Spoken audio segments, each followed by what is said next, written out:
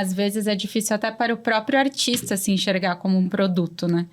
Então, é parte do nosso trabalho também fazer essa construção, muitas vezes, com o próprio artista, né? Que ele precisa gerar renda, né? Ter stream, ter visualização, ter show, publicidade, para pagar toda essa estrutura ao redor, né?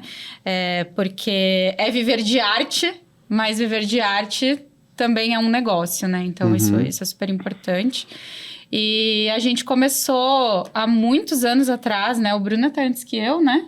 Quer falar do seu começo? É isso. Primeiro, também prazer, Facundo, pelo convite. Muito feliz de estar aqui. Imagina, prazer é meu. Eu comecei de uma forma, enfim, experimental, gravando bandas underground aqui em São Paulo mesmo, da nossa cena. Isso foi, de certa forma, se profissionalizando. Quais bandas, por curiosidade? Ali na cena punk, hardcore, dos NX0, Fresno, enfim, NX0. As bandas que saíram aí desse celeiro, vamos chamar assim, ali no meio dos anos 2000. E após isso, estudando, as coisas foram se profissionalizando também nesse cenário e eu comecei a acompanhar algumas bandas. Aí eu comecei a acompanhar a banda Cine, que surgiu ali no final dos anos 2000.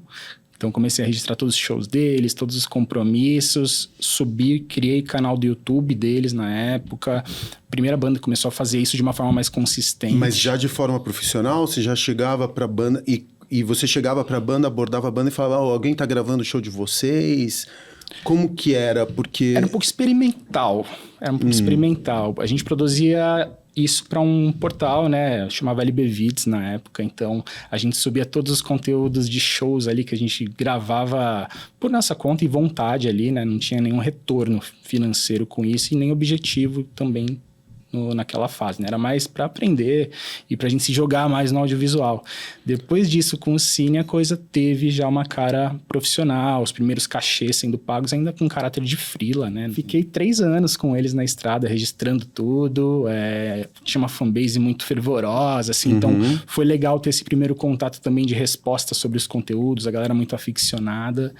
Foi legal também que foi a primeira banda no Brasil, o primeiro artista no Brasil a fazer um canal de vlog de estrada, assim. Mostrar o que acontecia, né? Então, na época, hoje é uma coisa básica, né? É, super inovador. Mas na época era super inovador, né? E quem editava esses conteúdos? Você que editava tudo? E A você gente não editava em quê? ainda. Editava no Premiere. Mas o que eles mandavam pra você o registro, subiam em nuvem? Eu ia pra estrada com eles. Você ia pra estrada? Eu era o videomaker de estrada com eles. Conheci o Brasil na época com a câmera, assim. Foi muito legal para um jovem, assim, que não tinha experiências fora de São Paulo direito. Já me joguei direto. Que massa. E aí, logo depois disso, eu multipliquei essa experiência, que...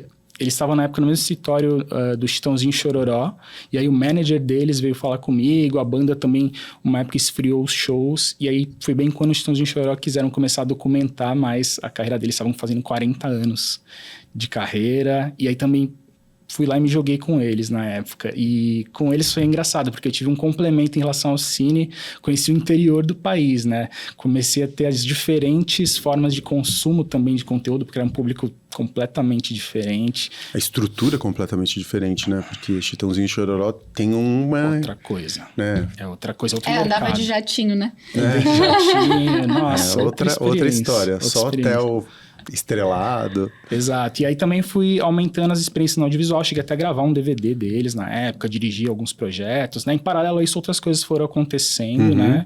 E aí, logo na sequência, eu fui pro Nando Reis. Um amigo meu que estava na época, inclusive, ali no Chitãozinho de Chororó, no comercial, no Booking, foi pro Nando Reis. Eles estavam começando uma nova empreitada na época, com o Nando independente. Tinha saído da Universal na época, Universal Music. E eles implementaram um novo núcleo de digital e me convidaram, nos convidaram, que foi nessa época que a gente se conheceu. Ainda como sócios, né? Não como um casal. Não como casal. Primeiro foi o profissional. Depois como um casal, sim. Exato. Então, e aí a gente se jogou lá no Nando, na época, para começar um projeto de lançamento de um álbum novo dele. Tinha um time de management novo, de digital também. Eles estavam com novas ideias e a gente entrou tanto para ajudar nesse planejamento quanto para executar isso. E eu também segui na estrada, né?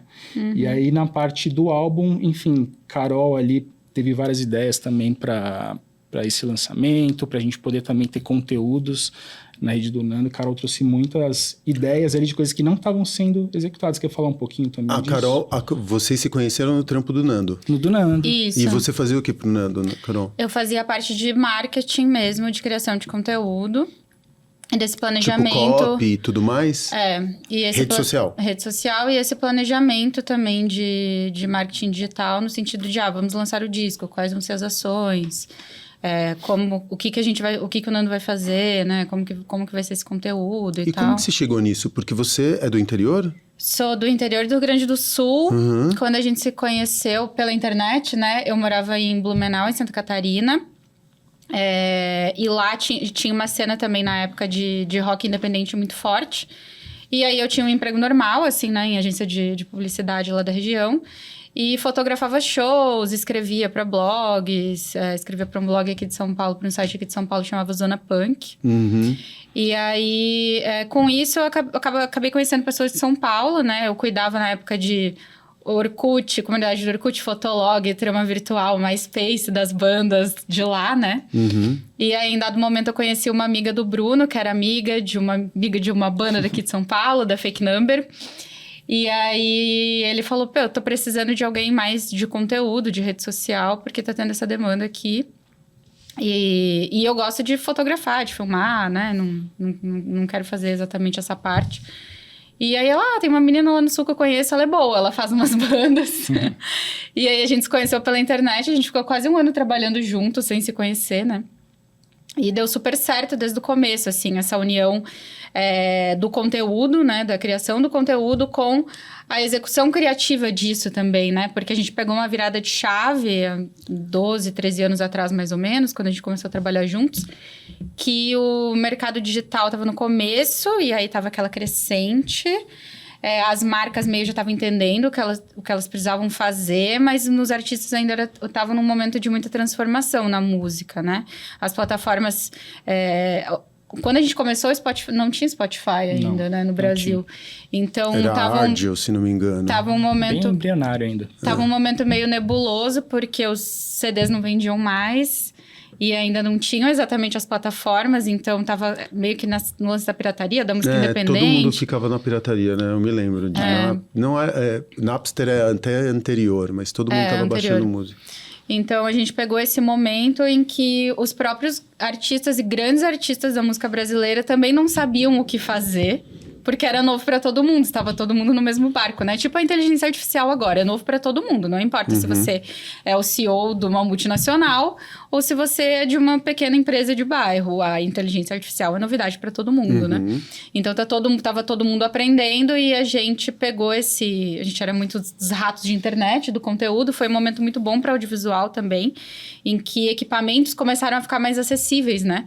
Porque antes disso era muito caro você fazer um clipe, era muito caro você produzir qualquer coisa, era para quem tinha muito dinheiro.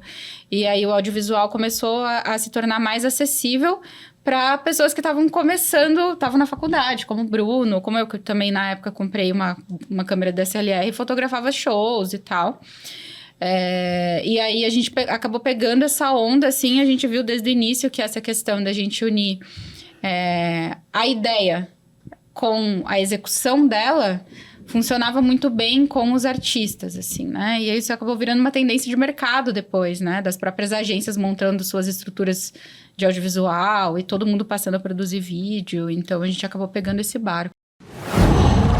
Qual